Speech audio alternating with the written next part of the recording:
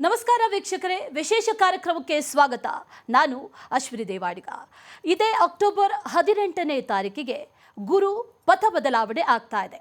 ಖಂಡಿತವಾಗ್ಲೂ ಕೂಡ ಗುರು ಬದಲಾವಣೆ ಆಗೋದ್ರಿಂದ ಸಾಕಷ್ಟು ಜೀವನದಲ್ಲೂ ಕೂಡ ಬದಲಾವಣೆಗಳಾಗುತ್ತೆ. ಜೊತೆಗೆ ರಾಶಿ ಚಕ್ರದ ಮೇಲೂ ಕೂಡ ಒಂದಷ್ಟು ಪ್ರಭಾವವನ್ನು ಬೀರುತ್ತೆ ಅನ್ನುವಂಥದ್ದು ಕೂಡ ಅಷ್ಟೇ ಸತ್ಯ.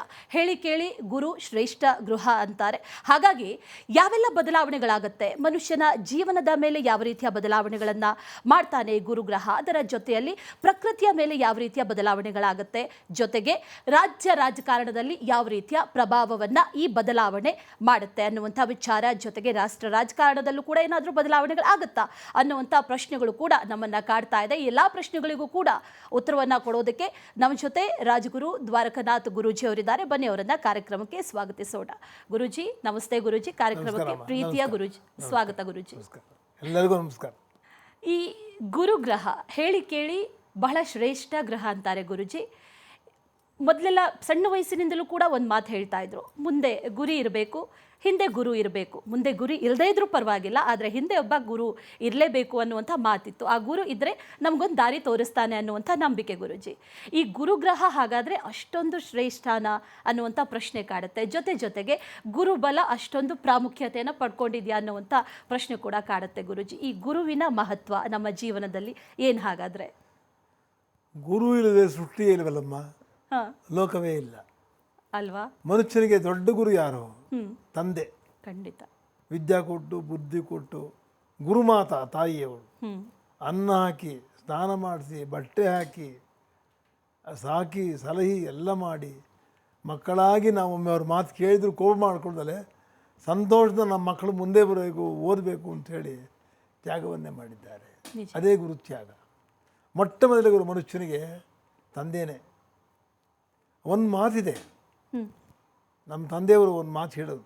ತಂದೆಯವರು ಅಂದರೆ ಅವರು ಕೂಡ ಭಾಳ ಪ್ರಸಿದ್ಧಿ ಆದ ಮನುಷ್ಯರೇ. ಅವ್ರಿಗೆ ಶಾಸ್ತ್ರ ಗೊತ್ತಿರಲಿಲ್ಲ, ಆದರೆ ಅವರು ಎಲ್ಲ ವಿದ್ಯಾವಂತರು, ಒಳ್ಳೆ ಟಾಟಾ ಕಂಪನಿ ದೊಡ್ಡ ಕೆಲಸದಲ್ಲಿದ್ದರು. ಯಾವಾಗಲೂ ಒಂದು ಮಾತು ಹೇಳೋದು ನಮಗೆ ಬೆಳಗ್ಗೆ ಎದ್ದ ತಕ್ಷಣ. ಏನಪ್ಪ ಅಂತ ಹೇಳೋದು ಅಂದರೆ, ನೋಡಪ್ಪ ಬೆಳಗ್ಗೆ ಹರಿಯುತ್ತೆ, ಪೂಜೆ ಮಾಡ್ತೀಯೋ ಬಿಡ್ತೀಯೋ, ಜನ್ಮ ಕೊಟ್ಟಿದ್ದಾರಲ್ಲಪ್ಪ, ನಿಮ್ಮ ಅಪ್ಪ ಅಮ್ಮಗೆ ನಮಸ್ಕಾರ ಮಾಡಿ ಸಾಕು, ನಿನಗೆ ತುಂಬ ಅನುಕೂಲ ಆಗೋದು ಕಣೆಯ. ಒಮ್ಮೆ ಪೂಜೆ ಮಾಡದಿರೂ ಬೇಡ, ಹೌದು, ತಂದೆ ತಾಯಿಗಳ ಪಾದ ತೊಳೆದು ಗುರುಸ್ಮರಣೆ ಮಾಡಿದ್ರೆ ಒಳ್ಳೆಯದಾಗತ್ತೆ ಅಂತ ಹೇಳೋದು. ಅದಕ್ಕೆ ಶಾಸ್ತ್ರದಲ್ಲಿ ಹೇಳ್ತಾರೆ ಗುರುವೇ ಮೊದಲು ಅಂತ ಹೇಳಿದ್ದಾರೆ. ಈಗ ನೀವು ಗುರುಚರಿತ್ರೆ ತೆಗಿತಾ ಹೋದರೆ ಗುರುವೇ ಬ್ರಹ್ಮ, ಗುರುವೇ ವಿಷ್ಣು, ಗುರುವೇ ರುದ್ರ. ಹೌದು ನೋಡಿ, ಬ್ರಹ್ಮ ಸೃಷ್ಟಿ ಮಾಡ್ತಾನೆ, ವಿಷ್ಣು ಪಾಲನೆ ಮಾಡ್ತಾನೆ, ನಮಗೇನು ಬೇಕಲ್ಲ ಕೊಡ್ತಾನೆ. ನಾವು ಸರಿಯಾಗಿ ನಡ್ಕೊಳ್ತಿದ್ರೆ ಈಶ್ವರ ಅವನು ಹಚ್ಕೊಳ್ಳೋ ವಿಭೂತಿ ಯಾರನ್ನು ಪೂಜೆ ಮಾಡಾಕ್ಬಿಡ್ತಾರೆ. ಅದಕ್ಕೆ ಗುರು ಬ್ರಹ್ಮ, ಗುರು ವಿಷ್ಣು, ಗುರುದೇವ ಮಹೇಶ್ವರ ಅಂತ ಹೇಳ್ಬಿಟ್ಟು 3 ಅವತಾರವು ಗುರುದಲ್ಲೇ ಇದೆ ಅಂತ ತೋರಿಸಿದ್ದಾರೆ. ಆದರೆ ಗುರುವನ್ನು ಬಿಟ್ಟು ಯಾರು ಏನೂ ಕೆಲಸ ಮಾಡೋಕ್ಕಾಗೋದಿಲ್ಲ, ಅಥವಾ ಗುರುವನ್ನು ಬಿಟ್ಟು ಮಾಡಿದ್ರೆ ಸಾಫಲ್ಯವೂ ನಮಗೆ ಸಿಗಲ್ಲ ಅಂತ ನಿರ್ದಾಕ್ಷಿಣ್ಯವಾಗಿ ಖಂಡಿತವಾಗಿ ಹೇಳಬಲ್ಲೆ ನಾನು. ಅಂಥ ಗುರುಗ್ರಹ 12 ತಿಂಗಳಲ್ಲಿ 12 ವರ್ಷ, ಒಂದೊಂದು ಮನೆ 1 ವರ್ಷ ಬರ್ತಾನೆ. ಈಗಾಗಲೇ ದಕ್ಷಿಣಾಯನ ಅಲ್ಲಿ 2-3 ತಿಂಗಳು ಕಳೆದು ಬಿಟ್ಟಿದೆ. ಮಿಥುನ ರಾಶಿಯಲ್ಲಿದ್ದವನು ಅದು ಬುಧನ ಮನೆ. ಇನ್ನೇನು 4 ದಿವಸಕ್ಕೆ ಕರ್ಕಾಟಕ ರಾಶಿಗೆ ಬಂದೇ ಬಿಡ್ತಾನೆ. ಕರ್ಕಾಟಕ ರಾಶಿಯನ್ನು ತುಂಬ ಉಚ್ಚ ಅವನಿಗೆ. ಗುರು ಅಂದರೆ ಹೇಗಂದರೆ, ಮೇಷ್ಟ್ರು ಪಾಠ ಹೇಳ್ತಾರೆ, ನೀವು ಪಾಠ ಹೇಳ್ಕೊರು ಗುರುಗಳೇ, ಪಾಠ ಹೇಳ್ಕೊಡ್ತಾರಲ್ಲ ಅವರು ಗುರುಗಳೇ, ವಿದ್ಯಾಗುರುಗಳವರು. ಗುರು ಸ್ಥಾನಮಾನಗಳಿದೆ. ಅಂಥ ವಿದ್ಯಾಗುರುಗಳು ಪಾಠ ಹೇಳ್ತಾರೆ, ಪಾಠ ನಾವು ಕೇಳಿಸ್ಕೊತೀವಿ, ಕಲಿತೀವಿ. ನಾವು ಇನ್ನೂ ಬರಲ್ಲ ಅಂತ ಗೊತ್ತಾರೆ, ಸ್ವಲ್ಪ 1 ಗಂಟೆ ಜಾಸ್ತಿ ಇದೆಲ್ಲ ಮಾಡಿಬಿಟ್ಟು ಹೋಗು ಅಂತ ಹೇಳ್ತಾರೆ, ಮತ್ತೆ ಹೇಳ್ಕೊಡ್ತಾರೆ. ಆಮೇಲೆ ದಂಡಂ ದುಶಗುಣಂ ಭವೇತ್, ನೀವು ಓದಿಲ್ಲ ಸರಿಯಾಗಿ, ಎಲ್ಲಿ ಕೈ ತೋರಿಸು. ಅವರು ನಿಮ್ಮನ್ನು ಹೊಡಿಬೇಕು, ಮಕ್ಕಳು ಹೊಡಿಬೇಕು ಅಂತಲ್ಲ, ಆ ಭಯ ಇರಬೇಕು, ಪಾಠ ಕಲಿಬೇಕು. ನನ್ನ ಶಾಲೆಗೆ ಬಂದು ಗುರು ನನ್ನ ಕರೆದಿದ್ದಕ್ಕೆ ನಾನೇನಾದ್ರು ವಿದ್ಯಾದಾನ ಮಾಡಬೇಕು ಅಂಥೇಳಿ ಅದೇ ಗುರುವಿನ ಆಸೆ. ಅಲ್ಲಿ ಉಪಾಧ್ಯಾಯರುಗಳು ಗುರು ಹತ್ತೆ. ಆದರೆ ಏನಪ್ಪ ಅಂದರೆ, ನಮ್ಮಲ್ಲಿ ಕಾರ್ಯಕರ್ತ ಶೈವ ಅನುಮೋದ ಪ್ರೇರಕ ಅಂಥೇಳಿ ನಾವು ಡಾಕ್ಟ್ರು ಒಬ್ಬರು ಜೀವ ಉಳಿಸ್ತಾರೆ, ನೆನೆಸ್ಕೋತೀವಾ? ಇಲ್ಲ. 6 ನಿಮಿಷ ತುಂಬ ಡಾಕ್ಟ್ರೆ, ನಾವು ಮತ್ತೆ ನೋಡ್ತೀವ? ನೋಡಲ್ಲ. ಆಯಿತು, ವಿದ್ಯೆ ಹೇಳ್ಕೊಟ್ಟಿವಿ ನಮ್ಮ ಗುರುಗಳು, 8 ಜನ ನಾವು ಎಷ್ಟು ನೋಡ್ಕೊಂಬರ್ತೀವಿ? ನೋಡಲ್ಲ. ಆದರೆ ಏನು, ನಮ್ಮ ಕಾರ್ಯ ಆದ ಕೂಡಲೇ ಗುರುವಿಗೆ ಸ್ಥಾನಮಾನ ಏನು ಕೊಟ್ಟಿರ್ತೀವಿ, ಅಥವಾ ವೈದ್ಯರಿಗೆ ಏನು ಕೊಟ್ಟಿರ್ತೀವಿ, ಅಥವಾ ಪಂಡಿತರಿಗೆ ಏನು ಕೊಟ್ಟಿರ್ತೀವಿ, ನಾವೇ ಮರೆತು ಬಿಡ್ತೀವಿ. ಅವ್ರಿಗೆ ಕಲ್ತಿದ್ದೀವಿ ಮರೆತು ಹೋಗ್ಬಿಡ್ತೀವಿ. ಆ ಗುರುವನ್ನು ಮರೆತು ಕೂಡಲೇ ನಮಗೆ ಯಾವುದಿಗೂ ಪ್ರಾಪ್ತವಾಗೋದೇ ಇಲ್ಲ.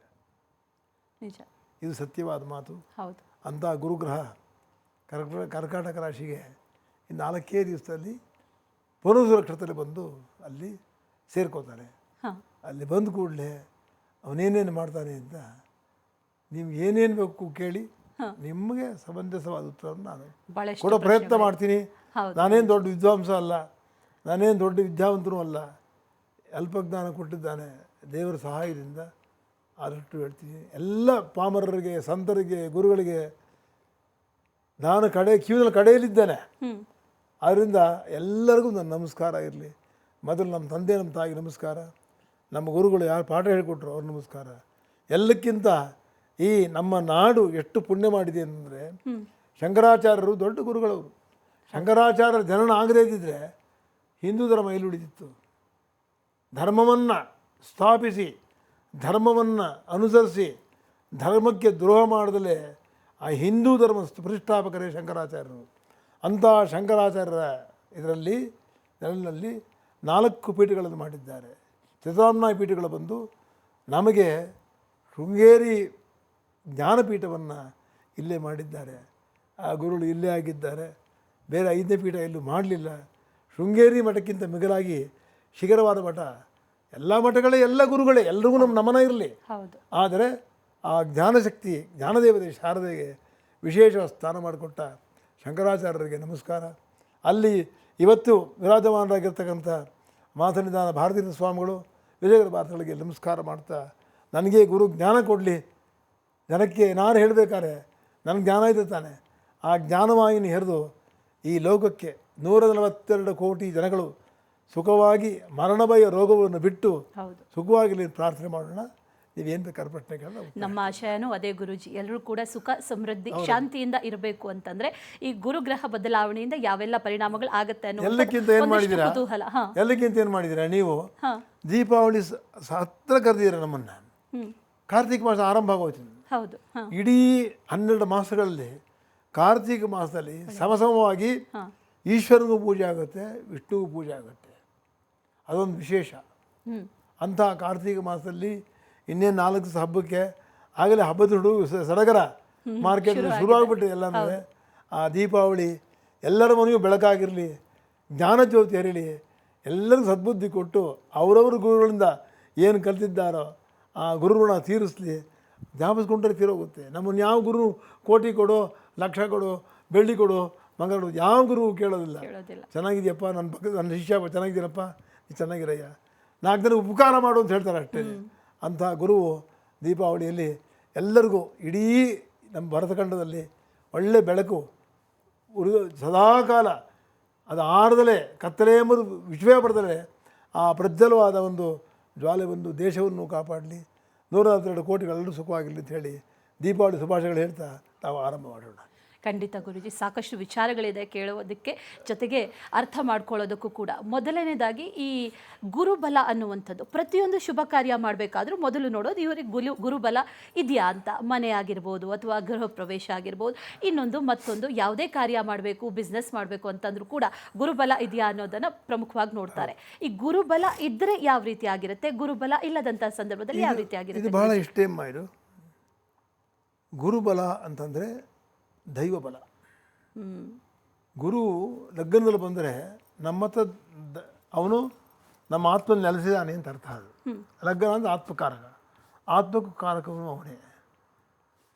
ದೈವಬಲವೇ ಇಲ್ಲದೆ ನಡೆಯೋದು ಹೇಗಮ್ಮ ನಾವು ಅಲ್ವಾ? ಆಯಿತು, ಈಗ ಬೆಳಕಿದೆ, ಇನ್ನೇ ಕತ್ತಲೆ ಆಗುತ್ತೆ, ಅದು ಲೈಟ್ ಹಾಕ್ಕೊಳ್ತೀರಾ, ಲೈಟ್ ಹಾಕ್ಕೊಳ್ತಾರೆ ಕಣ್ಣು ಕಾಣುತ್ತಾ? ನಮಗೆ ಕಾಣಲ್ಲ. ಆ ಗುರುವಿನ ಬೆಳಕಲ್ಲೇ ನಾವು ನಡೆಯಬೇಕು. ಅದಕ್ಕೆ ನಿಗದಿ ಮಾಡಿದ್ದಾರೆ. ಲಗ್ನದಲ್ಲಿ ಕೂತ್ಕೊಂಡ ಗುರು ಏನು ಅಲ್ಪ ಸ್ವಲ್ಪ ದುಃಖ ಬರುತ್ತೆ, 2ನೇ ಮೇಲೆ ಭಾಗ್ಯ ಕೊಡ್ತಾನೆ, 3ನೇ ಮೇಲೆ ಲಾಭ ಕೊಡ್ತಾನೆ, 4ನೇ ಮಲ್ಲಿ ನಮ್ಮ ತಪ್ಪು ತಿಂತಾನೆ, 5ನೇದಲ್ಲಿ ಅದೃಷ್ಟ ಕೊಡ್ತಾನೆ, 6ನೇದಲ್ಲಿ ಆರೋಗ್ಯ ಕಾಪಾಡ್ಕೊಂತ ಹೇಳ್ತಾನೆ, 7ನೇದಲ್ಲಿ ಹೆಂಡತಿ ಮಕ್ಕಳು ಸುಖ ಕೊಡ್ತಾನೆ, 8ನೇದಲ್ಲಿ ನಿನಗೆ ಯಾವುದೂ ಒಂದು ಶರೀರಕ್ಕೆ ಏನು ಆಯಾಸದಿಂದ ನೀನು ಬಳಲಿ ಆಡಿ ನಿನ್ನ ದೇವನ ಖುಷಿ ಮಾಡ್ಕೋಬೇಡ ಅಂತ ಹೇಳಿದ್ದಾನೆ. ಒಂಬತ್ತನೇ ಮನೆ ಭಾಗ್ಯವನ್ನೇ ಕೊಡ್ತಾನೆ. 10ನೇ ಮನೇಲಿ ಅವನು ಒಳ್ಳೆಯದು ಮಾಡಲ್ಲ, ಕೆಟ್ಟದ್ದು ಮಾಡಲ್ಲ, ಮೌನವಾಗಿರ್ತಾನೆ. ಏಕಾದಶ ಸ್ಥಾನಕ್ಕೆ ಮುಟ್ಬಿಟ್ರೆ ಅವನು ಆಕಾಶವೇ ಮಿಗಿಲದಕ್ಕೆ. 12ನೇ ಮನೇಲಿ ರೋಗ 6, 8, 12 ರೋಗ ಋಣ ಶತ್ರುಬಾಧೆ, ಶತ್ರುಗಳಿಂದ ಇರು. ನಾನು ನೋಡಿ ಯಾವ ಮನುಷ್ಯ ಬೆಳೀತಾ ಶತ್ರುಗಳಾಗ್ತಾ ಹೋಗ್ತಾರೆ. ಕೆಲವೊಮ್ಮೆ ಅವ್ರಿಗೆ ಸುತ್ತಮುತ್ತಲೇ ಶತ್ರುಗಳಾಗ್ಬಿಡ್ತಾರೆ. ಆ ರಕ್ಷಣೆ ಮಾಡ್ಕೊಳ್ಳೋಕ್ಕೆ ದೈವಬಲ ಬೇಕು. ದೈವಬಲೇ ಗುರು ಅಂತ ಹೇಳಿದ್ದಾರೆ. ಇದು ಎಲ್ಲೆಲ್ಲಿ ಕೂತ್ಕೊಂಡ್ರೆ ಏನಾಗುತ್ತೆ ಅಂತ ವಿಸ್ತಾರವಾಗಿ ನಿಮ್ಮ ಗುರುಬಲವನ್ನು ಹೇಳಿದ್ದೀನಿ.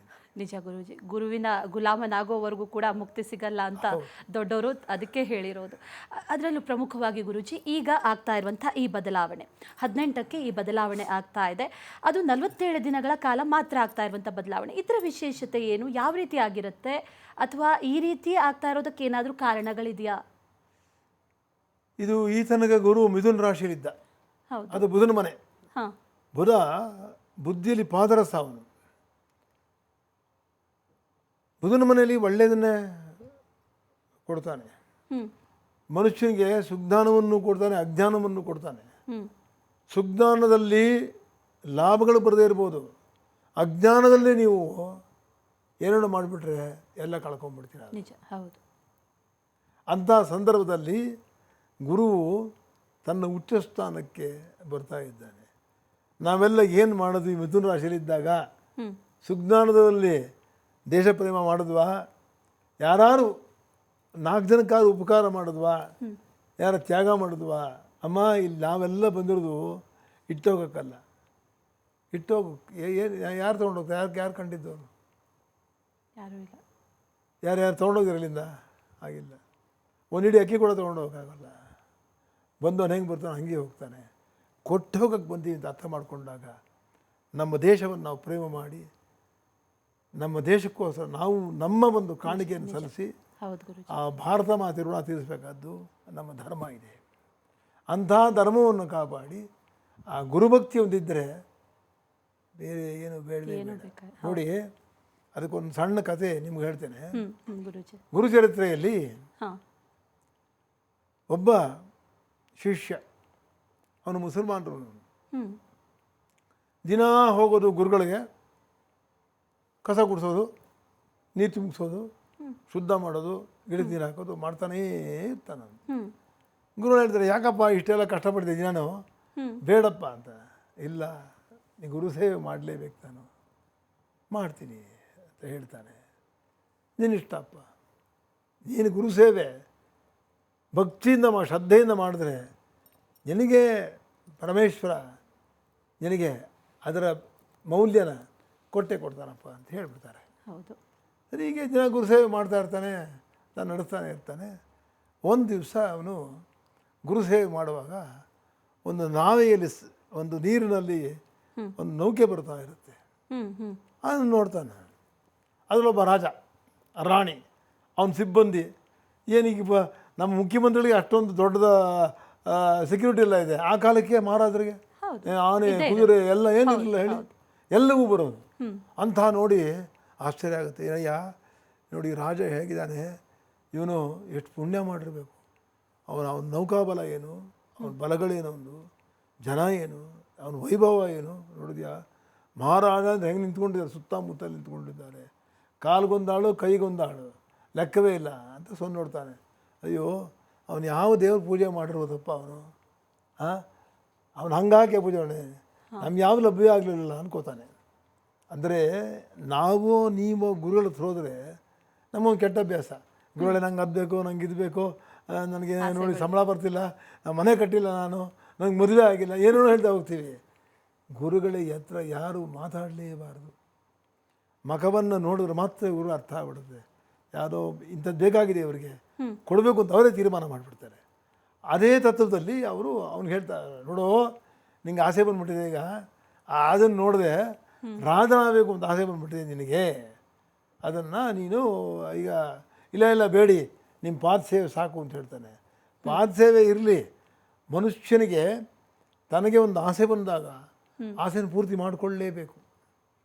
ಯಾವುದೇ ಆಸೆ ಇದ್ದರೆ ಈ ಜನ್ಮಕಾರ ಹೋಗುತ್ತೆ, ಮುಂದಿನ ಜನ್ಮಕಾರ ನಡೆಯುತ್ತೆ. ದೇವ್ರು ನಡೆಸ್ಕೊಡ್ತಾನೆ ಅದನ್ನು.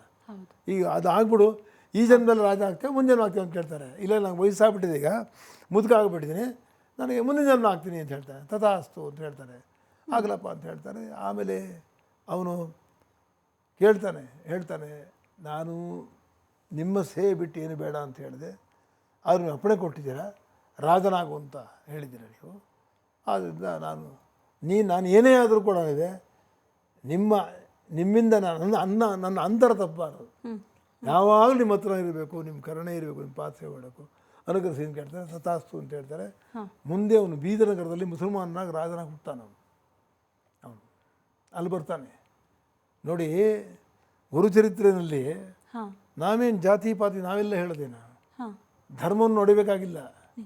ಸಾವಿರಾರು ವರ್ಷಗಳ ಹಿಂದೆಯೇ ಸಾಕ್ಷಾತ್ ಗುರು ದತ್ತಾತ್ರೇಯರೇ ನರಸಿಂಹ ಸರಸ್ವತಿಗಳ ಒಂದು ರೂಪದಲ್ಲಿ ಬಂದು ಒಬ್ಬ ಸಾಮಾನ್ಯ ಮನುಷ್ಯನಿಗೆ, ಅವನೇ ಮ್ಲೇಚ್ಛದ ಅಲ್ಲಿ ಹುಟ್ಟಿಯವನು, ಅವನಿಗೆ ರಾಜನಾಗುವಂಥ ಅನುಗ್ರಹ ಮಾಡಿಬಿಡ್ತಾರೆ. ಅವನಿಗೆ ರಾಜನಾಗ್ಬಿಡ್ತಾನೆ.